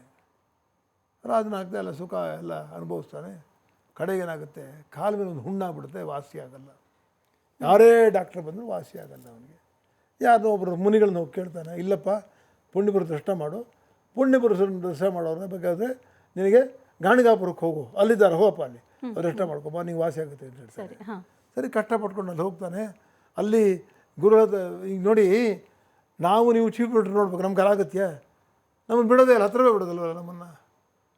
ಯಾರು ಬಿಡ್ತಾರೆ ನಮ್ಮನ್ನು? ಹತ್ರ ಸೇರ್ತದೆ ಇಲ್ವಲ್ಲ. ಏನಾಗಬೇಕೋ ಆಚೆ ನಡಿ ಅಂತಾರೆ. ಯಾರು ಸಿ ಎಮ್ ನಾವು ನೋಡೋಕ್ಕಾಗುತ್ತಾ? ಅದು ಡಿ ಸಿ ಎಮ್ ನೋಡೋಕ್ಕಾಗುತ್ತಾ? ನೋಡೋಕ್ಕಾಗಲ್ಲ. ಯಾಕೆ? ಆ ಸಂಪರ್ಕ ಇಲ್ಲ. ಇವನು ಹೋಗ್ತಾನೆ, ಅಲ್ಲೆಲ್ಲ ಅವರ ಮಹಾರಾಜ ಹತ್ರ ಇರೋರು ಕೇಳ್ತಾರೆ, ಅವನ ಮುಸಲ್ಮಾನ ಬೇರೆ, ಗುರುಳಿಗೆ ತೊಂದರೆ ಮಾಡಿಬಿಟ್ಟಾನು, ಅವನ ಹತ್ರ ಬಿಡೋದು ಬೇಡ, ಅವ್ನ ತಂಟೆಗೆ ಹೋಗೋದು ಬೇಡ ಅಂತ ಹೇಳ್ತಾರೆ. ಅವನು ಕೇಳಿಸ್ಬಿಡ್ತಾರೆ ರಾಜನಿಗೆ. ಹೇಳ್ತಾನೆ, ಬೇಕಾದಾಗಲೇ ನಾನು ನಿಮ್ಮ ತಂಟೆಗೆ ಬರೋದಿಲ್ಲ, ನಾನು ನಮ್ಮ ಗುರುಗಳನ್ನ ನೋಡೋಕೆ ಬಂದಿದ್ದೀನಿ ಅಷ್ಟೇ, ಅದು ಭಾಗ್ಯ ಎಲ್ಲಿದ್ದಾರೆ ಹೇಳಿ. ಕಡೆಗೆ ಹೇಳ್ತಾರೆ, ಗಾಣಗಾಪುರಕ್ಕೆ ಹೋಗ್ತಾನೆ. ಅಲ್ಲಿ ಹೋಗ್ತಾನೆ, ನಡ್ಕೊಂಡು ಹೋಗ್ತಾನೆ, ಕುಂಟ್ಕೊಂಡೇ ನಡ್ಕೊಂಡು ಹೋಗ್ತಾನೆ. ಅಲ್ಲಿ ಹೋಗೋ ತಕ್ಷಣ ಉದ್ದಕ್ಕೆ ಶರಣಾಗ್ಬಿಡ್ತಾನೆ. ಶರಣಾಗ್ಬಿಟ್ಟು ಕೇಳ್ತಾರೆ, ಏನಪ್ಪ ಎಲ್ಲೋಗಿದ್ದು, ಎಷ್ಟು ಸರಿ ಬರಲೇ ಇಲ್ಲ ಶಿಷ್ಯನಾಗಿ ಅಂತ ಕೇಳ್ತಾರೆ. ಇಲ್ಲ, ನನ್ನ ಅಧಿಕಾರ ನನ್ನ ಮರೆಸ್ಬಿಡ್ತು, ನಿಮ್ಮದು ಬರೋಕ್ಕಾಗಿಲ್ಲ, ಏನೋ ತಪ್ಪು ತಿಳಿಬೇಡಿ, ಬಂದಿದ್ದೇನೆ, ಶರಣಾಗಿದ್ದೇನೆ, ಕಾಲು ಮೇಲೆ ಹುಣ್ಣಾಗಿದೆ, ಮರಣಾಂತಿಕ ವ್ಯಥೆ ಕೊಡುತ್ತೆ ನನಗೆ, ಅದನ್ನು ನಿವಾರಣೆ ಮಾಡಿ ಅಂತ ಕೇಳ್ತಾನೆ. ಅವ್ರು ಕೇಳಿದ ಕೂಡಲೇ ತಥಾಸ್ತು, ಎಲ್ಲಿ ತೋರಿಸು ಅಂತಾನೆ. ಹುಡುಕ್ತಾನೆ, ಎಲ್ಲೂ ಇರೋಲ್ಲ. ಅದು ಪುಣ್ಯಪುರ ದರ್ಶನದಿಂದಲೇ ಕಾಲು ನೋವು ಹೋಗಿ ಅವನು ಆಗಿ ಹುಣ್ಣು ಕೂಡ ವಾಸಿ ಆಗ್ತದೆ. ನೋಡಿದ್ರೆ ಗುರು ಅನುಗ್ರಹ ಆದರೆ ಹೇಗಾಗುತ್ತೆ ಆಯಿತಾ? ಅಲ್ಲೇನಾಗುತ್ತೆ, ಅಲ್ಲಿ ಅವ್ನು ಕೇಳ್ತಾನೆ. ಅವಾಗ ಹೇಳ್ತಾನೆ, ಸಾಕಷ್ಟು ರಾಜ್ಯ ಎಲ್ಲ ಆಳಿದ್ದೀನಿ ನಾನು, ನನ್ನ ಅರಮನೆಗೆ ಬನ್ನಿ ನೀವು ಅಂತ ಹೇಳ್ತಾನೆ. ಇಲ್ಲಪ್ಪ, ನಿಮ್ಮ ಜಾತಿಯವ್ರು ಬೈತಾರೆ. ಯಾಕೆ ಬೈತಾರೆ? ಇವರು ಬ್ರಾಹ್ಮಣನ ಕರಿತಾರೆ, ಮುಸಲ್ಮಾನರು ಬೈತಾರಪ್ಪ, ನಾನು ಬರಲ್ಲ ಅಂತ ಹೇಳ್ತಾರೆ. ಯಾರೂ ಬೈಯಲ್ಲ, ನಾನು ನಿಮ್ಮ ದಾಸ, ನಿಮ್ಮ ಸೇವೆ ಮಾಡ್ತೀನಿ. ಮನೆ ಕರ್ಕೊಂಡೋಗಿ ಆ ಗುರುಗಳಿಗೆ ಭವ್ಯವಾದ ಸ್ವಾಗತ ಕೊಟ್ಟು ದೊಡ್ಡ ಕಾಣಿಕೆ ಗಿಣಿಕೆಲ್ಲ ಒಪ್ಪಿಸಿ ಶರಣಾಗತನಾಗಿ ರಾಜ್ಯವನ್ನು ತೊರೆದು ಅವರಿಂದ ಅವ್ರ ಸೇವೆ ಹೋಗಿ ನಿಂತ್ಕೊಂಡ್ಬಿಡ್ತಾನೆ. ನೋಡಿ, ಗುರುಗಳ ಮನಸ್ಸು ಬಂದರೆ ರಾಜನೂ ಆಗ್ಬೋದು, ಮೋಕ್ಷವೂ ಸಿಗುತ್ತೆ. ಅದಕ್ಕೆ ಗುರುಗಳಲ್ಲಿ ಭಕ್ತಿ ಇರಬೇಕು, ಏನೇ ಪವಾಡ ಬೇಕಾಗುತ್ತೆ. ಅದಕ್ಕೆ ನಮ್ಮಲ್ಲಿ ದೃಢವಾದ ನಂಬಿಕೆ ಇರಬೇಕು, ವಿಶ್ವಾಸ ಇರಬೇಕು, ಗುರುಗಳ ಮೇಲೆ ಭಕ್ತಿ ಇರಬೇಕು. ಅವ್ರು ನಂಬಿದ್ರೆ ಮಾತ್ರ ಕೈ ಬಿಡಲಾರ್ನಕ್ಕೆ ಮುಸಲ್ಮಾನನೇ ಸಾಕ್ಷಿ. ಈಗ ನಾವು ಮುಸಲ್ಮಾನರಿಗೆ ಅದು ಮಾಡ್ತೀವಿ, ಇದು ಮಾಡ್ತೀವಿ, SC ST ಮಾಡ್ತೀವಿ, ಟ್ಯಾಗ್ ಮಾಡ್ತೀವಿ, ಯಾರೇನು ಮಾಡೋದು? ಅಂಥ ಮಹಾನ್ ಗುರುಗಳು, ದತ್ತಾತ್ರೇಯ ಸ್ವರೂಪಿಗಳು, ಅವರೇ ಮುಸಲ್ಮಾನರು ರಾಜನ ಮಾಡಿದವ್ರಿಗೆ ಅವ್ರಿಗೆ ಗೊತ್ತಿರಲ್ವ? ಹಾಗಾದ್ರೆ ಅವ್ರಿಗೆ ಯಾರು ಈಗ ಮಾಡೋರಲ್ಲವೇ ಆಗಲಿಂದ ಮಾಡೋಲ್ಲ. ಆಯಾ ಜಾತಿಗೆ ಒಂದೊಂದು ಗುಂಪು, ಅವ್ರವ್ರ ಜಾತಿಗೆ ಅವರವರೆಲ್ಲ ಏನು ಬೇಕೋ ಮಾಡಿಕೊಡೋದು, ಮಿಕ್ಕ ಜಾತಿಯನ್ನು ಎಲ್ಲವನ್ನೂ ಯಾರು ಸಂಪರ್ಕ ಮಾಡೋಲ್ಲ. ಅದನ್ನು ಹೀಗೆ ಬೆಳೆಸ್ಕೊಂಡ್ಬಂದಿದ್ದೀವಿ ನಾವು. ಅಷ್ಟು ಹಿಂದೂ ಧರ್ಮ ಇದ್ದಾಗಲೂ ಕೂಡ ಸಾವಿರಾರು ವರ್ಷಗಳಿಂದ ಒಬ್ಬ ನರಸಿಂಹ ಸರಸ್ವತಿ ಪರಮ ಪೂಜ್ಯರು, ದತ್ತಾತ್ರೇಯ ಔದಾರಿಕರವರು, ಅವರೇ ಮುಸಲ್ಮಾನರು ರಾಜ್ಯ ಮಾಡಿದ್ಮೇಲೆ ನಾನಾಗಲಿ, ನಮ್ಮ ಸಿದ್ದರಾಮಯ್ಯವರಾಗಲಿ, ಶಿವಕುಮಾರ್ ಮಾಡೋದು ಏನಿದೆ ದೊಡ್ಡ ವಿಚಾರ. ಅದು ಅರ್ಥ ಮಾಡಿಕೊಂಡು ಗುರು ಸೇವೆಯನ್ನು ಅವರು ಸರಿಯಾಗಿ ಮಾಡಲಿ. ಈ ಗುರು ಮುಂದೆ ಬಂದಿದ್ದಾನೆ, ಈಗ ಕರ್ನಾಟಕ ರಾಶಿಯಲ್ಲಿದ್ದಾನೆ, ಇಲ್ಲಿ ಕಂಟಕ ಇದೆ ನೋಡಿ. ಆಯಿತು, ಚುನಾವಣೆಗೋಸ್ಕರ ಏನೋ ಗ್ಯಾರಂಟಿಗಳೆಲ್ಲ ಹೇಳಿಬಿಟ್ರಿ, ಕೊಟ್ಟು ಇದ್ದೀರಾ. ಅಲ್ಲಿ ಎಲ್ಲ ಬೇಕಾದಷ್ಟು ಜನ ಎಲ್ಲಕ್ಕಿಂತನೂ ನಮ್ಮ ಮಂತ್ರಿಗಳು ರಾಮಲಿಂಗಾರೆಡ್ಡಿಯವರು ಖುಷಿಯಾಗಿದ್ದಾರೆ. ಎಲ್ಲರೂ ಫ್ರೀ ಬಸ್ಸಲ್ಲಿ ಹೋದರು. ಮಂಜುನಾಥ, ಮೂಕಾಂಬಿಕಾ, ಕೊಳ್ಳೇಗಾಲಕ್ಕೆ ಹೋಗಿ ಮತ್ತು ಮಹದೇಶ್ವರ ನೋಡಿ ಎಲ್ಲ ಗೋಕರ್ಣಕ್ಕೆ ಎಲ್ಲ ಹೊತ್ಕೊಂಡ್ಬಂದ್ಬಿಟ್ರು. ಟ್ರೈನು ವಿಶೇಷವಾಗಿ ಮಾಡಿದ್ದಾರೆ ನಮ್ಮ ರಾಮಗಿರೆಡ್ಡಿಯವರು. ಭಾಳ ತುಂಬ ಚೀಪಲ್ಲಿ ಹೋಗಿ ಬರ್ಬೋದು. ನೀವೆಲ್ಲ ಉತ್ತರಾಖಂಡ ಆ ಕಡೆ ಕಾಶಿ ಎಲ್ಲ ಮಾಡ್ಕೊಂಬರ್ಬೋದು. ಹೌದು. ಅದು ಎಲ್ಲ ಮಾಡಿದ್ದಾರೆ. ಆದರೆ ಏನಾಗಿದೆ ಇವತ್ತಿನ ದಿವಸ ಅಂತಂದರೆ, ನೀವು ಗ್ಯಾರಂಟಿಯನ್ನು ಕೊಟ್ಟು ಕೆಲಸ ಮಾಡೋರನ್ನು ತಡೆದಿದ್ದೀರ. ಆಲಸ್ಯ ಅವರಲ್ಲಿ ಹುಟ್ಟಿದೆ. ಎರಡನೇದಾಗಿದೆ, ನೀವು ಗ್ಯಾರಂಟಿ ಕೊಟ್ಟು ನಿಮ್ಮ ಭಂಡಾರ ಖಾಲಿ ಆಗಿಬಿಟ್ಟಿದೆ. ಅದೇ ಗುರು ಸಂಚಾರ. ಕಟಕ ರಾಶಿಗೆ ಬಂದಿಯಾನಲ್ಲ, ದುಡ್ಡಿಲ್ಲ, ಅದಕ್ಕೆ ಗುರು ಕಟಕ ರಾಶಿಗೆ ಬಂದಿರೋದು, ಉಚ್ಚ ರಾಶಿಗೆ ಬಂದಿರತಕ್ಕಂಥ. ಉದ್ಯೋಗ ಸೃಷ್ಟಿ ಇಲ್ಲ ನಿಮ್ಮ ಹತ್ರ, ನಿಮ್ಮ ಹತ್ರ ದುಡ್ಡಿಲ್ಲ, ರಸ್ತೆ ಹೋಲ್ ಮುಚ್ಚಕ್ಕಿಲ್ಲ ನಿಮ್ಮ ಹತ್ರ ಇಲ್ಲ, ಯಾವುದಕ್ಕೂ ನಾಳೆ ಮಳೆ ಬಂದು ಹೆಚ್ಚು ಕಡಿಮೆ ಆದರೆ ಅದಕ್ಕೆ ಪರಿಹಾರ ಕೊಡೋಕ್ಕೆ ನಿಮ್ಮ ಹತ್ರ ದುಡ್ಡಿಲ್ಲ. ನಿಮ್ಮ ಹತ್ರ ನೀವೇ ನೋಡಿದ್ರೆ ಮೊನ್ನೆ ಯಾವುದೋ ಗ್ರಂಥಾಲಯದಲ್ಲಿ ಹುಡುಗಿ ಸಾವನ್ನಪ್ಪಿದ್ದಾಳೆ. KSRTC ನೌಕರರಿಗೆ ಸಂಬಳ ಕೊಡಲಿಲ್ಲ ಅಂತ ಕೂಗ್ತಿದ್ದಾರೆ. ನೋಡಿ, ಇಡೀ ರಾಜ್ಯದಲ್ಲಿ ನೋಡಿ ಕೂಗ್ತಿದ್ದಾರೆ, ನಿಜವಾಗ್ಲೂ ಸಂಬಳ ಕೊಟ್ಟಿಲ್ಲ ಅಂತೇಳಿ. ಕೂಗಂತೂ ನಿಮ್ಗೆ ಕೇಳಿಸ್ರಿ, ಅಲ್ಲಿ ನಿಮ್ಮ TV ಕೇಳಿರ್ಬೇಕಲ್ಲ. ನೋಡಿ, ಸಂಬಳ ಕೊಡೋ ದುಡ್ಡಿಲ್ಲ, ಕಾಮಗಾರಿಗಳನ್ನು ತೊಗೊಳಕ್ಕೆ ದುಡ್ಡಿಲ್ಲ. ನೋಡಿ, ಇಂಥ ಮಹಾನ್ ದೇಶದಲ್ಲಿ ಗಾಣಗಾಪುರ ಅಂದರೆ ದೊಡ್ಡ ಒಂದು ಕ್ಷೇತ್ರ. ಆ ಕ್ಷೇತ್ರನ ಅರ್ಥ ಮಾಡ್ಕೊಡೋರಿಲ್ಲ, ಹೇಳಿದ ಮಾತನ್ನು ಕೇಳೋರಿಲ್ಲ. ಅಂಥ ಕ್ಷೇತ್ರದಲ್ಲಿ ಭೀಮಾವರ್ಧನ ನದಿ ಹರಿಯುತ್ತೆ, ಅಷ್ಟ ತೀರ್ಥಗಳಿದೆ. ಅಲ್ಲಿ ಸ್ನಾನ ಮಾಡೋರು ಸಾಕು, ಕುಷ್ಠ ಕ್ಷಯರೋಗ ಎಲ್ಲ ಹೋಗ್ತವೆ. ಅದು ನಾವು ಗಲೀಜು ಮಾಡಬಾರ್ದು. ಅಂಥ ಒಂದು ಪವಿತ್ರವಾದ ನದಿಗಳಿದೆ. ನೋಡಿ, ಬಿಸಿಲು ಬಗಾಲ ಬಂದರೆ, ಫೆಬ್ರವರಿ ಮಾರ್ಚ್ ಬಂದರೆ ಒಣಗಿ ಭೂಮಿ ವಿರುಗಿಬಿಡುತ್ತೆ. ಈಗ ಹೋಗಿ ಪ್ರವಾಹ ಹರಿದು ರೈತರ ಬೆಳೆಯೆಲ್ಲ ನಷ್ಟ ಆಗಿಬಿಟ್ಟಿದೆ. ಎಲ್ಲ ಕಂಗಾಲಾಗಿ ಅಳ್ತಾ ಇದ್ದಾರೆ. ಯಾರಿಗೂ ಸರ್ಕಾರಕ್ಕೆ, ನಮ್ಮ ಸರ್ಕಾರಕ್ಕೆ ಆ ನೀರನ್ನ ಹೆಂಗೆ ಸ್ಟೋರ್ ಮಾಡಿಕೊಡ್ಬೇಕು, ಯಾವ ರೀತಿ ಅವ್ರಿಗೆ ಸಹಾಯ ಮಾಡೋಣ. ಆಯಿತು, ಗುಲ್ಬರ್ಗ ಜಿಲ್ಲೆ ತುಂಬ ಹೇಳಿದಿಲ್ಲ, ಎಲ್ಲ ಮಹಾನ್ ವ್ಯಕ್ತಿಗಳಿದ್ದಾರೆ, ಯಾರೂ ಕಡಿಮೆ ಇಲ್ಲ ರಾಜ್ಯದಲ್ಲಿ. ಯಾರು ಆ ಕಡೆ ಗಮನ ಕೊಟ್ಟಿದ್ದಾರಾ? ನೀರನ್ನು ಒಂದು ಸ್ಟೋರ್ ಮಾಡಿಕೊಡೋಣ. ನಾಳೆ ಆ ನೀರು ಸಂಗ್ರಹ ಆದರೆ, ಈಗ ನೋಡಿ, ಕೊಚ್ಕೊಂಡು ಹೋಯ್ತು ಪ್ರವಾಹ ಬಂತ, ಪ್ರವಾಹದಲ್ಲಿ ಬೆಳೆ ಎಲ್ಲ ಹೋಯ್ತಾ? ಆ ನೀರು ನಾವು ಶೇಖರಣೆ ಮಾಡಿಕೊಂಡಿದ್ರೆ ಯಾರು ಶೇಖರಣೆ ಮಾಡಿದ್ದಾರೆ? ಅದಕ್ಕೇನು ಸ್ಕೀಮ್ ಮಾಡಿದ್ದಾರಾ? ಯಾವುದೊಂದು ಸ್ಕೀಮು ಮುಗಿಸಿಲ್ಲ. ಯಾವುದು ಮಹದಾಯಿ ಆಗಲಿ ಮತ್ತು ಮತ್ತೊಂದಾಗಲಿ, ಯಾವುದು ಎಲ್ಲ ಯೋಜನೆಗಳಿದೆ ಅಷ್ಟೇ, ಯಾವುದಕ್ಕೇನು ಮಾಡಿಲ್ವಲ್ಲ. ಅದಕ್ಕೆ ಸಣ್ಣ ಮಟ್ಟದಲ್ಲಿ ಮಾಡಿ, ಆ ಸಣ್ಣ ಮಟ್ಟದಲ್ಲಿ ಕೂಡ ಮಾಡಲಿಲ್ಲ. ನೋಡಿ, ಅಂಥ ದೊಡ್ಡ ಜಾಗ, ಸಾವಿರಾರು ಜನ ಭಕ್ತರು ಹೋಗ್ತಾರಲ್ಲಿ. ಬಿಸಿಲುಗಾಲದಲ್ಲಿ ಏಪ್ರಿಲ್ ಮೇನಲ್ಲಿ ಒಂದೊಂದು ಡ್ರಮ್ಮು ನೀರು ಬೋರಿನ ತೊಗೊಂಡಾಗ ಅಲ್ಲಿ ಸ್ನಾನ ಮಾಡ್ತಾರೆ ಅವರು. ಅಂಥ ಪ್ರಸಂಗ, ಅಂಥ ಒಂದು ಜಾಗದಲ್ಲಿ ಸರ್ಕಾರ ಹೋಗಿ ಯಾವತ್ತೋ ಮಾಡ್ಬೋದಾಗಿತ್ತು. ಭೀಮಾ ನದಿ ಬಿಟ್ಬಿಡ್ತಾರೆ, ಉಗ್ಗು ಹರಿಯುತ್ತೆ, ಅದು ನಾವು ಸ್ಟೋರ್ ಮಾಡ್ಕೋಬೇಕಲ್ಲ. ಈಗ ನೋಡಿ, ಕೃಷ್ಣಾ ನದಿಗೆ ಅಣೆಕಟ್ಟು ಬಂದು ಆ ಜನ ಎಲ್ಲ ಸುಖವಾಗಿದ್ದಾರೆ, ರೈತರೆಲ್ಲ ಸಂತೋಷವಾಗಿದ್ದಾರೆ. ಇಲ್ಲೂ ಮಾಡ್ಬೋದಾಗಿತ್ತಲ್ಲ. ಯಾಕೋ ದೇವ್ರ ಬುದ್ಧಿ ಕೊಟ್ಟಿಲ್ಲ, ದೇವ್ರ ಬುದ್ಧಿ ಕೊಟ್ಟಿಲ್ಲ ಅವರಿಗೆ. ಆ ದೇವ್ರ ಬುದ್ಧಿ ಉಪಯೋಗಿಸಿಲ್ಲ. ದೇವ್ರು ಈ ಪಾಠ ಕಲಿಸೋಕ್ಕೆ ಬರೋದು ಈಗ ಕಟಕ ರಾಶಿಗೆ. ಈ ಬದಲಾವಣೆ ಅದಕ್ಕೊಂದು ಮುನ್ಸೂಚನೆ ಅಂತೀರಾ? ಅಂದರೆ ನಾನು ಗಾಣಗಾಪುರ ಒಂದು ನಿಮಗೊಂದು ಉದಾಹರಣೆ ಕೊಟ್ಟೆ. ನಾನು ದಿನ ಹೋಗೋಣ, ನಾನು ಅಲ್ಲಿಯವನೇ, ನನಗೆ ಅಲ್ಲೇನು ಮಾಡಬೇಕು ನನಗೆ ಗೊತ್ತಿದೆ, ನನಗೆ ಅರ್ಥ ಮಾಡ್ಕೊಂಡಿದ್ದೇನೆ. ನಾನು ದೈವಭಕ್ತ. ನಾನು ಏನು ಬೇಕಾದ್ರೂ ಇರ್ತೇನೆ. ದೇವರನ್ನು, ನಮ್ಮ ತಂದೆ ತಾಯಿನ ಮರೆತಿರ್ತಕ್ಕಂಥ ವ್ಯಕ್ತಿ ನಾನಂತೂ ಅಲ್ಲ. ನಾನು ಪ್ರಜೆಗಳ ದೇವರಮ್ಮ ಅಲ್ಲ. ಎಷ್ಟು ಬಡತನ ಇದೆ ಗೊತ್ತಿದೆ ಆ ಕಡೆಯಲ್ಲಿ. ನೋಡಿ, ಆಮೇಲೆ ಒಂದೊಂದು ಟ್ಯಾಂಕ್ ವಾಟ್ರಿಗೆ, ಒಂದೊಂದು ಬಿಂದಿಗೆಗೆ ವಾಟ್ರಿಗೆ 100 ರೂಪಾಯಿ ತೊಗೋತಾರೆ ಬಿಸಿಲುಗಾಲದಲ್ಲಿ. ಬಡವ ಹೇಳ್ತಾರಮ್ಮ. ಆಯಿತು, ನೀವು ಗ್ಯಾರಂಟಿ ಕೊಡ್ದಲೆ ಆ ದುಡ್ಡು ಅಲ್ಲೇ ಒಂದು ಡ್ಯಾಮ್ ಕಟ್ಬಿಟ್ಟಿದ್ರೆ ಮಾಡೋದಾಯ್ತಲ್ಲ. ನೂರಾರು ಅನುಕೂಲ, ರೈತರಿಗೆಲ್ಲ ಅನುಕೂಲ ಆಗಿರೋದಲ್ಲ. ಅದನ್ನು ನೀವೇನು ಮಾಡಲಿಲ್ಲ. ಯಾಕೆ ಹೇಳಿದೆ ನಿಮಗೆ ಅಂತಂದರೆ, ಗುರು ಮಹಿಮೆ ಅಪಾರ. ನೋಡಿ, ಮುಸಲ್ಮಾನನ್ನ ನಾವೇನು ನಾವು ಯಾರೇನು ಬೆಳೆಸ್ಬೇಕಾಗಿಲ್ಲ. ಪರಮಾತ್ಮ ಕೃಪೆ ಬಂದರೆ ಎಂಥವನು ಕೂಡ ರಾಜಯೋಗ ಬಂದ್ಬಿಡೋದಕ್ಕೆ ಆ ಬಿದರ್ ಮಹಾರಾಜನೇ ಸಾಕ್ಷಿ ಕೂಡ. ನಾವು ಆ ಜಾತಿ ಮಾಡ್ತೀವಿ, ಈ ಜಾತಿ ಮಾಡ್ತೀವಿ, ಅವರು ಮಾತ್ರ ಸೌಕರ್ಯ ಕೊಡ್ತೀವಿ, ನಾವೇನು ಹೇಳಬೇಕಾಗಿಲ್ಲ. ಪರಮಾತ್ಮನ ದೃಷ್ಟಿಲಿ ನಾನು ಒಂದೇ, ಕ್ರಿಶ್ಚಿಯನ್ನೂ ಒಂದೇ, ಬೌದ್ಧ ಧರ್ಮನೂ ಒಂದೇ, ಜೈನ ಧರ್ಮನೂ ಒಂದೇ, ಎಲ್ಲ ಧರ್ಮಗಳು ಒಂದೇ. ಎಲ್ಲ ಧರ್ಮವನ್ನು ಕಣ್ಣಲ್ಲಿ ನಾವು ಸರಿಯಾಗಿ ನೋಡಬೇಕು. ನಮ್ಮ ಧರ್ಮ ಅಷ್ಟೇ ನಿಜವಾದ ಮಾತು. ಧರ್ಮವನ್ನು ಅಂತರ್ಜಡಿಬೇಕಾಗ್ತದೆ, ಧರ್ಮವನ್ನು ವಿಚ್ಛೇದನ. ನೋಡಿ, ಲಿಂಗಾಯತ ಧರ್ಮ ಮಾಡಿದ್ರು, ತೊಂದರೆ ಆಯಿತು. ಈಗ ಜಾತಿಗಳಿಂದ ಮಾಡ್ತಾ ಇದ್ದಾರೆ. ಯಾಕೆ ಬೇಕಿತ್ತದು? ಅಲ್ಲ, ಸಂಬಳವೇ ಇಲ್ಲ ಅವ್ರುಗಳಿಗೆ. ಊಟ ಮಾಡಿ ತಿಳಿದು 3 ತಿಂಗಳು 4 ತಿಂಗಳು ಸಂಬಳ ಆಗಿದೆ. ಅದೆಲ್ಲ ನಿಲ್ಲಿಸ್ಕೊಂಡು ಅವ್ರಿಗೆಲ್ಲ ಸಂಬಳ ಕೊಡೋದಾಯ್ತಲ್ಲ. ಆಯಿತು, ಗ್ಯಾರಂಟಿ ಯೋಜನೆ ಕೊಟ್ಟಿದ್ದು ಆಯ್ತಲ್ಲ. ಆಯಿತು, ನೀವು ಗೆದ್ದಿದ್ದೀರಾ, ಗೆಲ್ಲಿ. ನೀವು ಇನ್ನೂ 5 ವರ್ಷ ಆಳಿ ಪರವಾಗಿಲ್ಲ, ಆದರೆ ಪ್ರಜಾ ಕಲ್ಯಾಣ ಮಾಡಬೇಕು ಅಂತಲೇ ಪರಗಳ ತೊಂದರೆ ಆಗಬಾರ್ದು. ಅಮ್ಮ, ಒಂದು ಹೆಣ್ಣು ಹುಡುಗಿ ನೇಣಕ್ಕೆ ಮುಟ್ಲು ಸತ್ತೋಗ್ಬಿಟ್ಲು ಅಂದರೆ ಸಂಬಳ ಬರೆದ್ರೆ 3 ತಿಂಗಳಿಂದ ಎಷ್ಟು ದುಃಖ ಕೆಲಸ ಅದು. ನಿಜ. ಆ ಶಾಪ ಸರ್ಕಾರ ಬಿಡುತ್ತಾ? ಖಂಡಿತ ಇಲ್ಲ. ಅವ್ರು ಹಿಡಿಯಲ್ವಾ? ಅದೇ ಗುರು ಶಾಪ. ನೋಡಿ, ಈಶ್ವರನೋ ವಿಷ್ಣುನೋ ಕೋಪ ಮಾಡಿಕೊಂಡ್ರೆ ತಡ್ಕೋಬೋದು, ಆದರೆ ಗುರು ಕೋಪ ಬಂದರೆ ಸರ್ವವು ನಾಶ ಆಗುತ್ತೆ. ಗುರುಶಾಪಂ ಸರ್ವನಾಶನಂ, ಎಲ್ಲ ಕಳ್ಕೊತೀವಿ ಅಂತ ಹೇಳಿದ್ದಾರೆ. ಆದರೆ ಅದೇ ವಿಷ್ಣುಗೋ ಶಿವ ಕೋಪ ಅಂದರೆ ಅದನ್ನು ಗುರುಗಳೇ ತಗೋತಾರೆ, ನಮಗೇನು ತೊಂದರೆ ನೋಡ್ಕೋತಾರೆ ತಂದ ಅಂಥ ಗುರುವಿನ ಕ್ಷೇತ್ರ ಅದು. ನಾವು ಈ ಸಮಯದಲ್ಲಿ ಕರ್ಕಾಟಕ ರಾಶಿಗೆ ಗುರು ಬರ್ತಾ ಇದ್ದೀನಿ ಹೇಳಿ ಕೇಳಿ. ಮುಂದಿನ ಯುಗಾದಿ ಪರಾಭವನ ಸಂವತ್ಸರ, ಆ ಸಂವತ್ಸರವು ಶುರುವಾಗೋದು ಗುರುವಿಂದಾನೆ. ಗುರುವಾರವೇ ಬರುತ್ತೆ, ಗುರುವೇ ಅಧಿಪತಿ. ಹೌದಾ? ಈಗ ಮನುಷ್ಯರು ಅದರಲ್ಲೂ ಗುರು ಅಂದ್ರೇನಮ್ಮ? ಗುರು ಅಂತಂದರೆ ಎಲ್ಲ ಸುಖ ಸಂಪತ್ತು ಸವಲತ್ತೆಲ್ಲ ಕೊಡ್ತಕ್ಕಂಥವನು. ರಾಜರು ಗುರುವೊಬ್ಬನ ನಂಬಿ ಕೆಲಸ ಮಾಡಿದ್ರೆ ಎಲ್ಲ ಒದಗಿಸ್ಕೊಡ್ತಾನೆ ಅವನು.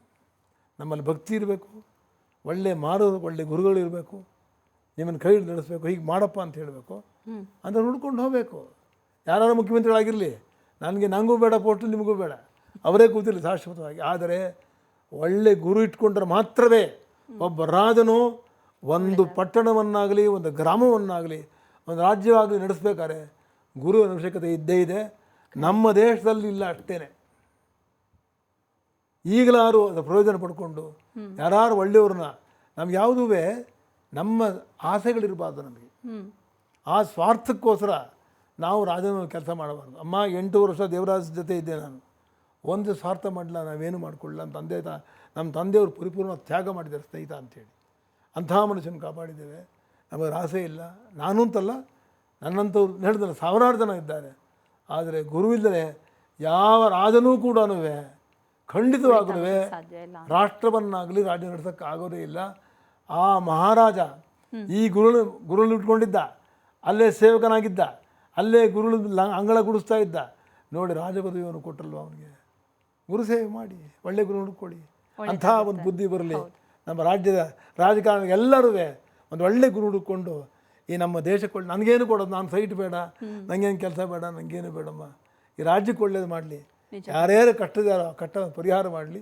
ಏನೋ ಇನ್ನಾದರೂ ಆ ಏನು ಗ್ಯಾರಂಟಿ ಯೋಜನೆ ಇದೆ ಅದನ್ನು ಪೂರ್ತಿ ಪರಿಷ್ಕರಣೆ ಮಾಡಿ ವಿದ್ಯಾವಂತರನ್ನ ಬುದ್ಧಿವಂತರನ್ನ ಇಟ್ಕೊಂಡು ಅದಕ್ಕೆ ಸಮಗ್ರ ಚಿಂತನೆ ಮಾಡಿ, ಮೊದಲು ಅಗತ್ಯವಾಗಿರ್ತಕ್ಕಂಥ ಮಳೆ ಬೆಳೆ ತಡ್ಕೊಳ್ಳೋಕ್ಕೆ, ಅವನಿಗೆ ಊಟ, ಆ ವ್ಯವಸಾಯ ಮಾಡುವವನಿಗೆ ಕೈ ತುಂಬ ದುಡ್ಡು ಬರೋಷ್ಟನ್ನ ಮೊದಲು ಮಾಡ್ತಕ್ಕಂಥ ಆದ್ಯತೆಯನ್ನು ಗುರು ಅವ್ರಿಗೆ ಬುದ್ಧಿ ಕೊಡಲಿ ಅಂತ ಪ್ರಾರ್ಥನೆ ಮಾಡ್ತೀನಿ ನಾನು. ಸರಿ ಗುರುಜಿ, ಯಥ ರಾಜ ತಥ ಪ್ರಜಾ. ರಾಜ ಚೆನ್ನಾಗಿದ್ರೆ, ಒಳ್ಳೆ ದಾರಿಯಲ್ಲಿ ನಡೆದ್ರೆ ಜನರು ಕೂಡ ಅದೇ ದಾರಿಯಲ್ಲಿ ನಡೀತಾರೆ ಅನ್ನುವಂಥದ್ದು 100ಕ್ಕೆ 100ರಷ್ಟು ಸತ್ಯವಾದ ಮಾತು. ಅದರ ಜೊತೆಯಲ್ಲಿ ಈ ಗುರು ಗ್ರಹ ಪಥ ಬದಲಾವಣೆ ಮಾಡ್ತಾ ಇರೋ ವಿಚಾರದ ಬಗ್ಗೆ ಮಾತಾಡೋದಾದರೆ, ಇದು ಜನರ ಜೀವನದ ಮೇಲೆ ಅಥವಾ ಜೀವರಾಶಿಯ ಮೇಲೆ, ಪ್ರತಿಯೊಂದು ಜೀವ ಜಂತುವಿನ ಮೇಲೆ, ಜೊತೆಗೆ ಪ್ರಕೃತಿಯ ಮೇಲೆ ಯಾವ ರೀತಿಯಾದಂಥ ಪ್ರಭಾವ ಬೀರುತ್ತೆ ಅಂತ ಗುರುಜಿ? ಅಮ್ಮ, ಯಾವುದೇ ಗ್ರಹಗಳು ಎಲ್ಲಿಂದ ಬೇಕಾದ್ರೂ ಎಲ್ಲಿ ಬದಲಾಯಿಸಲಿ, ನಿತ್ಯನೂ ಒಂದು ಭಕ್ತಿ ಅನ್ನೋದಿದ್ದರೆ ಗುರುವೇ ಕಾಪಾಡ್ತಾನೆ. ನೋಡಿ, ಹುಣ್ಣಾಗಿತ್ತು, ಅದನ್ನು ಅಪೋಲೋ ಹಾಸ್ಪಿಟ್ಲಿಗೆ ರಾಜ ಕೂಯಿಸ್ಕೊಂಬನ್ನೆ, ಅದು 10 ಲಕ್ಷ ಬಿಲ್ ಮಾಡಿದ್ರೆ ಅಪೋಲೋ ಹಾಸ್ಪಿಟಲ್ ಥರ ಏನು ಮಾಡಲಿಲ್ವಲ್ಲ. ಇವತ್ತು ವೈದ್ಯಕೀಯ ಕ್ಷೇತ್ರ ಏನಾಗಿದೆ? ಮಾರ್ಕೆಟಿಂಗ್ ಮಾಡಿದ್ರೆ ಅವರು ಪೇಷಂಟ್ ಹಿಡ್ಕೊಂಡು ಹೋಗ್ಬೇಕು. ಅವ್ರು ಕೊಟ್ಟರೆ ಅಲ್ಲಿ ಯಾರ್ದು 10 ಲಕ್ಷ ರೂಪಾಯಿ 20 ಲಕ್ಷ ಯಾರ ಹತ್ರ ಇದೆ? ಯಾವ ಆಸ್ಪತ್ರೆ ಬಿಲ್ 5 ಲಕ್ಷ ರೂಪಾಯಿ ಕಡಿಮೆ ಬರೋದಿಲ್ವಾ? ದುಡ್ಡು ನಿಮ್ಗೆ ನೋಡೋದೇ ಇಲ್ವಾ? ಇಂಥ ಪರಿಸ್ಥಿತಿ ಇರುವಾಗ ಆ ಗುರುಗ್ರಹ ದೇವರು ತುಂಬ ದಯಾಮಯ, ಅವನು ಕರುಣಾಮಯ, ಅವನು ಸೃಷ್ಟಿಕರ್ತನೇ, ಅವನು ಬೆಳಕಾಗಲಿ ಕತ್ತಲಾಗಲಿ ಕೊಡ್ತಕ್ಕಂಥ ಅವನೇ. ಅಂತಹ ಗುರು ಸೇವನೆ ಮಾಡಿದ್ರೆ ಯಾವುದೂ ತೊಂದರೆ ಆಗಲ್ಲ. ಆದರೆ ನೀವು ಕೇಳಿದ ಪ್ರಶ್ನೆಗೆ ಏನು ಹೇಳಬೇಕು ಅಂತಂದರೆ, ನಮ್ಮ ಕರ್ನಾಟಕ ಜನರು ಮತ್ತು ಇಡೀ ಭರತಖಂಡದಲ್ಲಿ ಯಾರು ಗುರು ಬದಲಾವಣೆ ಆಗಲಿ ಶನಿ ಬದಲಾವಣೆ ಆಗಲಿ ಯಾರು ಹೆದರ ಪ್ರಶ್ನೆ ಇಲ್ಲವೇ ಇಲ್ಲ. ಮನುಷ್ಯರಿಗೆ ಅಲ್ಪವಾಗಿ ಮಾತ್ರವೇ ಅವರ ಜಾತಕಾನುಸಾರ ಕೆಲವೊಂದು ತೊಂದರೆಗಳು ಬರಬಹುದು. ಅದಕ್ಕೆ ನಿವಾರಣೆಗೆ ಉಪಾಯ ಕೂಡ ಹೇಳ್ಕೊಟ್ಟಿದ್ದಾರೆ. ನೋಡಿ, ಈ ಗುರು ಮೊದಲನೇ ಮನೆ ಬರ್ತಾನೆ, ಅಲ್ಲೇನು ತುಂಬ ಅತಿ ಆಸೆ ಪಡಬಾರ್ದು, ದೊಡ್ಡ ದೊಡ್ಡ ಯೋಜನೆ ಹಾಕ್ಕೋಬಾರ್ದು, ಹುಷಾರಾಗಿ ಹೋಗಬೇಕು. ಎರಡನೇ ಮನೆಗೆ ಬಂದರೆ ತುಂಬ ಒಳ್ಳೆಯವರು, ಕುಟುಂಬ, ಮನೆ, ಮಕ್ಕಳು, ಮಡದಿ ಎಲ್ಲ ಸುಖವಾಗಿರ್ತಾರೆ. ಮೂರನೇ ಮನೆಗೆ ಬಂದಾಗ ಲಾಭ ಕೊಡ್ತಾನೆ. ನಾಲ್ಕನೇ ಮನೆಗೆ ಬಂದಾಗ ಅವನು ಮನೇಲಿ ವಿದ್ಯೆ ಇದ್ದವ್ರಿಗೆ ವಿದ್ಯೆ ಕೊಡ್ತಾನೆ. ಐದನೇ ಬಂದಾಗ ಕಾರ್ಯಸಿದ್ಧಿ ಮಾಡ್ತಾನೆ. ಆರನೇ ಮನೆಗೆ ಬಂದಾಗ ರೋಗವಿದ್ದರೆ ದೇವತಾ ಪ್ರಾರ್ಥನೆಯಿಂದ ಅದನ್ನು ಹೋಗಿಸ್ಕೋಬೋದು. ಏಳನೇ ಮನೆಗೆ ಬಂದರೆ ಮಹತ್ತರವಾದ ದೊಡ್ಡ ಸುಖವನ್ನೇ ಕೊಟ್ಬಿಡ್ತಾನೆ. ಎಂಟನೇ ಮನೆಗೆ ಬಂದರೆ ಅಲ್ಲಿ ನಾವು ನಮ್ಮನ್ನು ಕಾಪಾಡ್ಕೋಬೇಕು. ಋಣಬಾಧೆ, ಸಾಲಗೆಲ್ಲ ತೊಗೊಂಡಿದ್ರೆ ಸಾಲ ತೊಗೊಂಡ್ಮೇಲೆ ವಾಪಸ್ ಕೊಡ್ಬೇಕಲ್ವ. ಯಾರಿಗೇನೋ ಅವ್ರು ಕೊಡ್ತೀವಿ ಮಾತು ಕೊಟ್ಮೇಲೆ ಅದು ಕೊಡದೆ ಋಣ ಆಯ್ತಾನೆ. ಋಣ ತೀರಿಸ್ಬಿಟ್ಟು ಒಂದು 8ನೇ ಮನೆ ಅಂತ ಇಟ್ಟಿದ್ದಾನೆ ಅದನ್ನು. 9ನೇ ಮನೆ ಭಾಗ್ಯಶಾಲಿ ಅವನು. 10ನೇ ಮನೆಯಲ್ಲಿ ಇದ್ದಂಗೆ ಇರ್ತಾನೆ, ಅವನು ಕಾಪಾಡ್ತಾನೆ, ಏನು ಕೊಡಬೇಕು ಕಾಡ್ತಾನೆ. 11ನೇ ಮನೆ ಲಾಭ ಕೊಡ್ತಾನೆ. 12ನೇ ಮನೆಯಲ್ಲಿ ರೋಗಾರುಣ ಶತ್ರುಬಾಧೆ, ಶತ್ರುಗಳನ್ನು ದೂರ ಇರು. ಶತ್ರುಗಳಂತ ಯಾರು ಬೇಕಾರಾಗ್ಬೋದು. ನಿನ್ನ ಹಣ ಯಾರು ಕಿತ್ಕೊಂಡು ಹೋಗ್ಬೋದು, ನಿಮ್ಮಲ್ಲಿ ಲೂಟಿ ಆಗ್ಬಿಡ್ಬೋದು, ಅಥವಾ ನಿಮಗೆ ಆಸೆ ತೋರಿಸಿ ನೀನು ಸಾಯಿಸೇ ಬಿಡ್ಬೋದು. ಇದಕ್ಕೆಲ್ಲ ಅಂತ ಹೇಳ್ತಾರೆ. ಅಂದರೆ 1ನೇ ಮನೆಯಿಂದ 12ನೇ ಮನೆ ಗುರು ಏನು ಮಾಡಬಲ್ಲ ಅಂತ ಹೇಳಬಲ್ಲೆ. ಪ್ರಜೆಗಳ ಮೇಲೆ ಅವನು ಮಾನವ ಕಲ್ಯಾಣ ಮಾಡ್ತಕ್ಕಂಥ ಒಂದು ಗುರು, ಮನುಷ್ಯರಿಗೆ ತೊಂದರೆ ಕೊಡೋದಿಲ್ಲ.